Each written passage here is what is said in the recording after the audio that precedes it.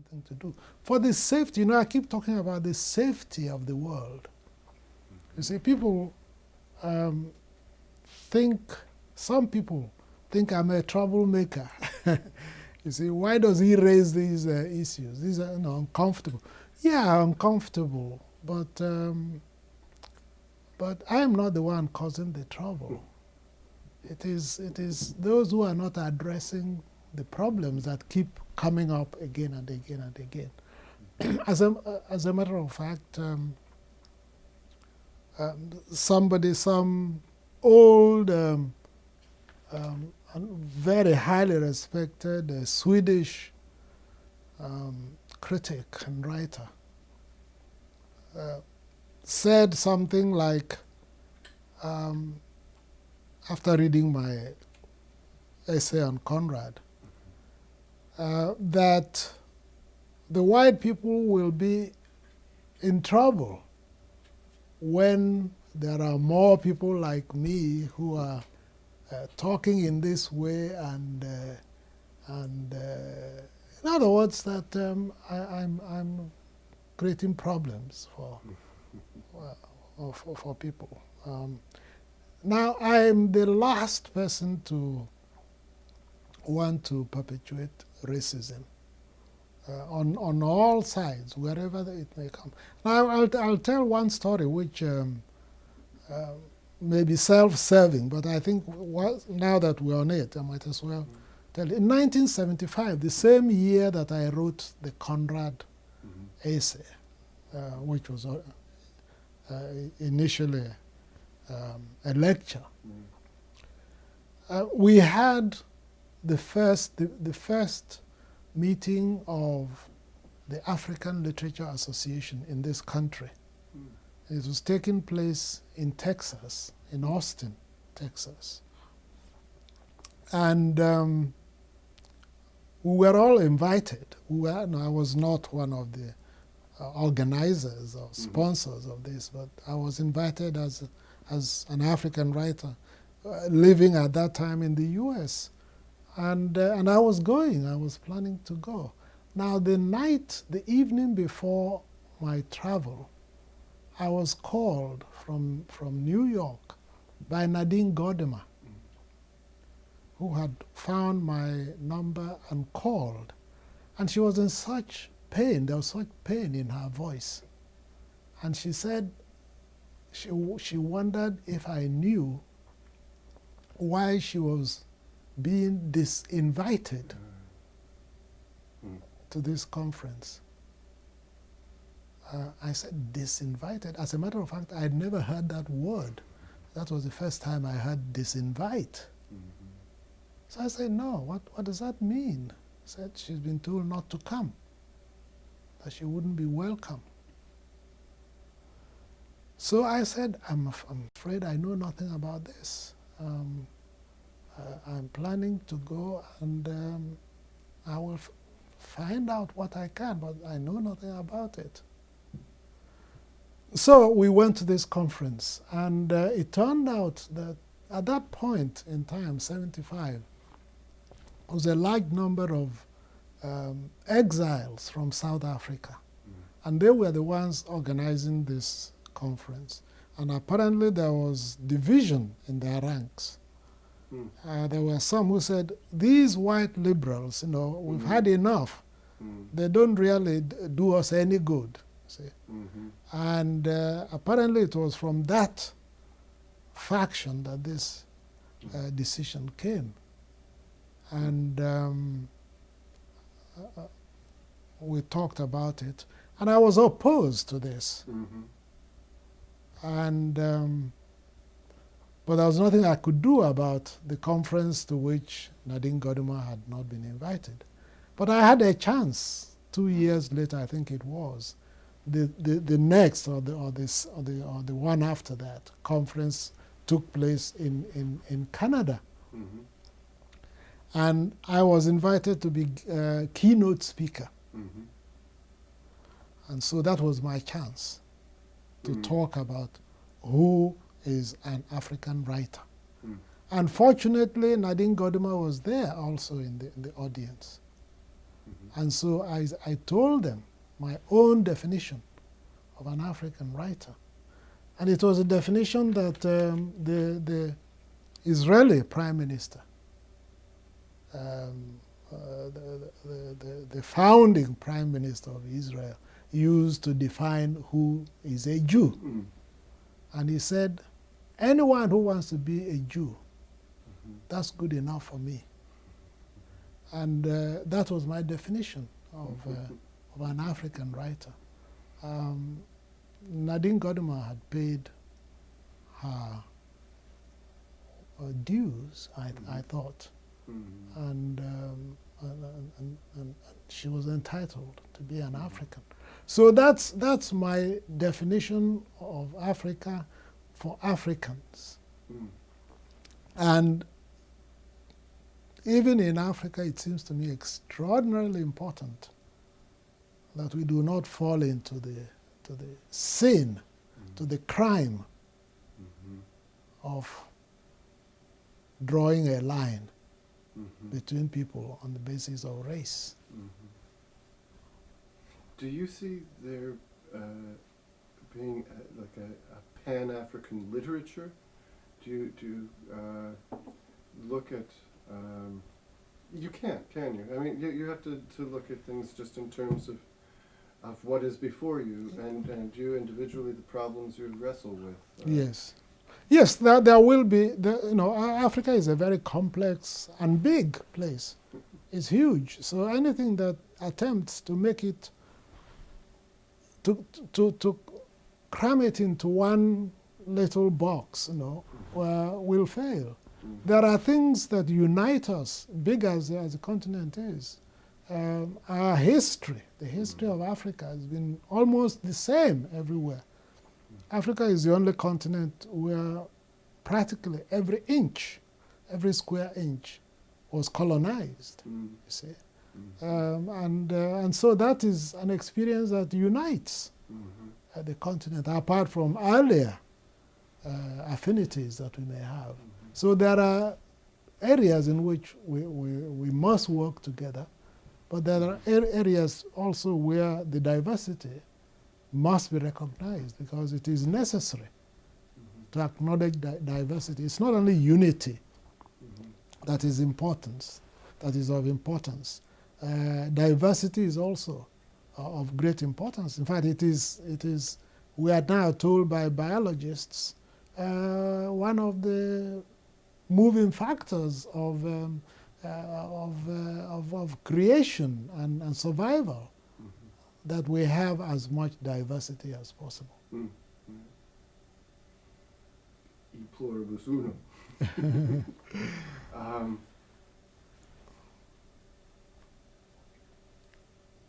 Story, I was saying, central to our lives, I think you'd agree. What is the importance of stories for us? Well, it is a story that makes us human. And that's why we insist, whenever we are in doubt about who we are, we go to stories, because this is one thing that we have done, the human race. There's no group that doesn't do it. It seems to be central to the very nature of, to the very, very fact of our humanity, to tell who we are, and to let that story keep us in mind of this. Because there will be days when we are not quite sure whether we are human, or even more commonly, whether other people are human with us. It is in the story that we get this continuity of this affirmation that you are human and that your humanity is contingent on the humanity of your neighbor.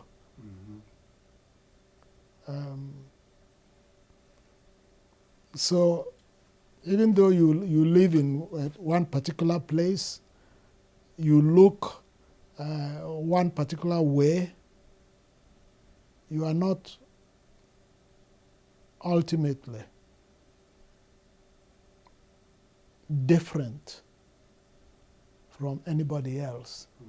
You are different in certain superficial things, but you are not different in your humanity. And so, if you take this back to what we were saying about the missionaries and what they did and what fault there was in their work, it is this failure to accept unconditionally the humanity of those that you have come to save. If, like Albert Schweitzer said, yes, the black man is my brother, but my junior brother. You see, if you say that, I think this is this is sacrilege, and to say it on the African soil, for me, is unforgivable. And this is the man who became a saint. And as I have said in one of my essays, the very soil he defiled by saying that the African was his junior brother became a place of pilgrimage for Westerners, to go and see the miracle that this great 20th century man performed. You see, these are tough issues, and they make people uncomfortable. But we must face up to them, because we shouldn't carry the baggage of race into the 21st century. We carried it into the 20th. And people were already saying at the beginning of the 20th century, people like W.E.B. Du Bois, that the problem of the 20th century would be the problem of race, or as he put it, of the color line. Obviously, when he was saying this in 1903, he was hoping that by the 1990s, that matter would have been solved, but it wasn't solved. He battled with it to the very end, finally gave America up and went to live in Ghana, you see. Now, we shouldn't carry this baggage into the 21st century, but I'm not so sure that many people are listening. But it then is that trust in others' humanity and that basic respect that allows you to tell stories, isn't it? Yes, because yes. Then it's the sense that there is somebody. There's somebody who, yes, who needs this, because ultimately, the story relates you, connects you to this great tradition to which you belong, it's vital that it should be kept alive. And it's not only there are bad stories too. You see, because it's not only good people who make stories. Bad people make their own stories too, and the conversation between the bad and the good is also helpful to us. The bad stories should not be drowned out. It will simply be shown to be bad stories.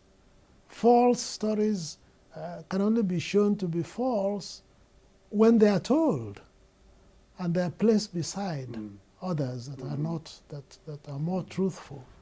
And we search, in this way we go, we inch forward. You see, the progress of humanity is very, very slow. If it weren't, we would already be angels, because we've been around a long time. We've been knocking around for millennia, you see. But you see, we are not even sure that we are better than those in the previous, in the last generation. We are not even sure we are better than people in the 19th century. You see, so the progress is very, very slow. But we simply have to keep at it, keep working at it. You had said, if I remember right in an interview, and I don't want to make you feel uncomfortable about talking about your accident, but one of the things, am I right that you had said something that part of what got you through the whole period was perhaps having a bit of a sense that maybe you had lost your own story and then that you began to find it again? And I don't know if I got that out of well, yes. or Well, that is one way of putting it rather drastically. What I meant really was that there are things you can learn by hearsay. But there are other things you can't ever learn unless you have the experience. Fortunately, there are not too many such things, you see. I mean, you don't want to be run over by a train in order to know that trains kill people, you see.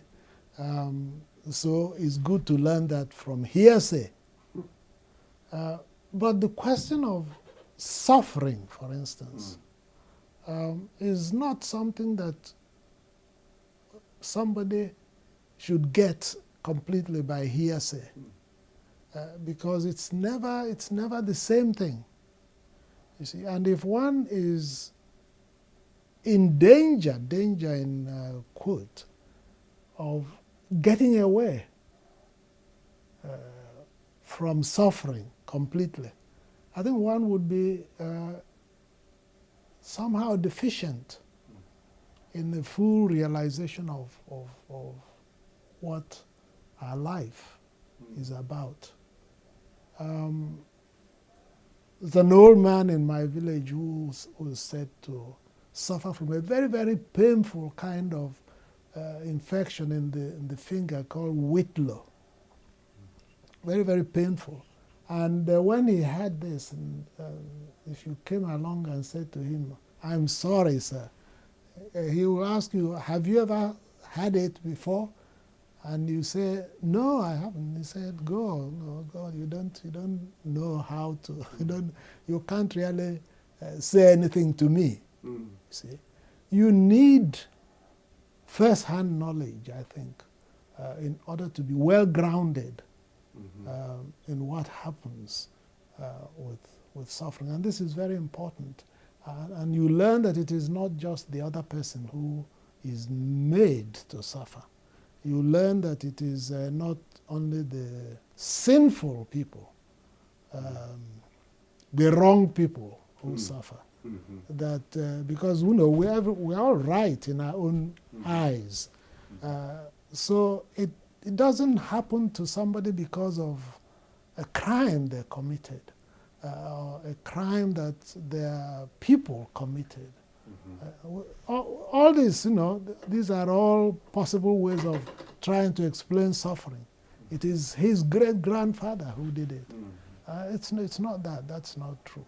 And the great religions, see, ultimately deal with this, that you cannot explain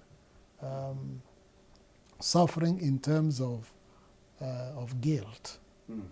And for me, that is a very, very important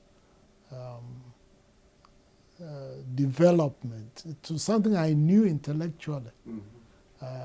But I never thought I would one day not be able to walk, you see. So it really brings it home to you, and your whole attitude is affected. The way people relate to you, the way, for instance, your family.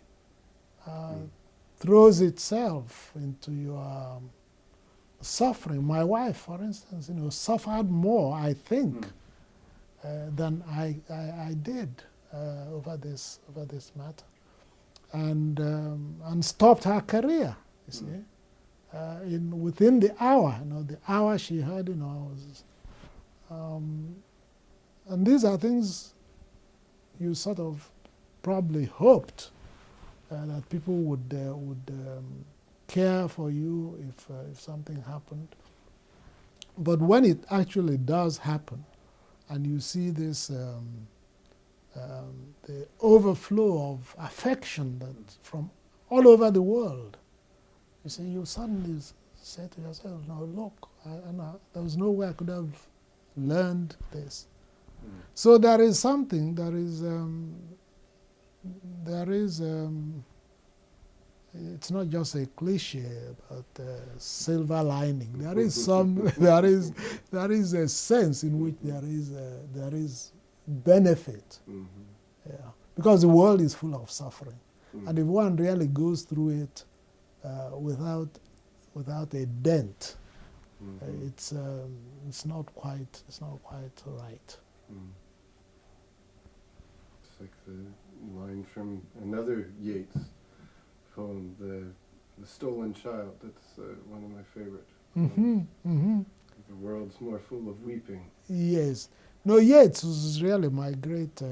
I wish I knew him in person. Because he seemed to have got so much right. Yeah. Yeah. The way to say the things that matter. If you had the chance, what would you talk about with Yeats? With Willie? I have no idea. I have no idea. Yeah. Yeah. Yes, it was said somebody asked a neighbor of theirs about Yeats, and the neighbor kept talking about his brother, the other, you see. And the scholar said, no, I mean, he said, oh, that one, I wonder whatever became of him.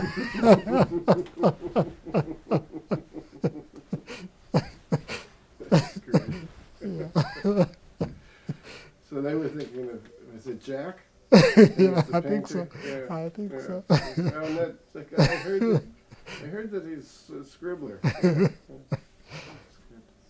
Yeah. Well, I'm through. I don't know if Hugo often has a good sense of What's questions left out? that haven't been asked or should be. If you have any. You think you could talk a little bit? Primarily, I think you've been a novelist, but you read poetry in Albany. Can you talk a little bit about, I guess about writing poetry and what it means to you and how it's different from writing novels? Yeah, well, I think for me, my poetry is the poetry of plain language, and it's not really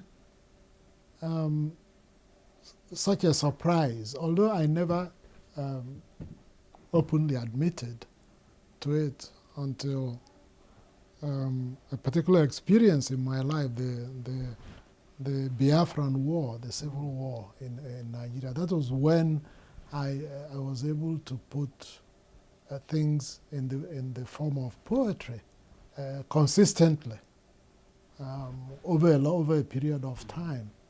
And I think it was simply that the poetry is a far more intense project than the novel.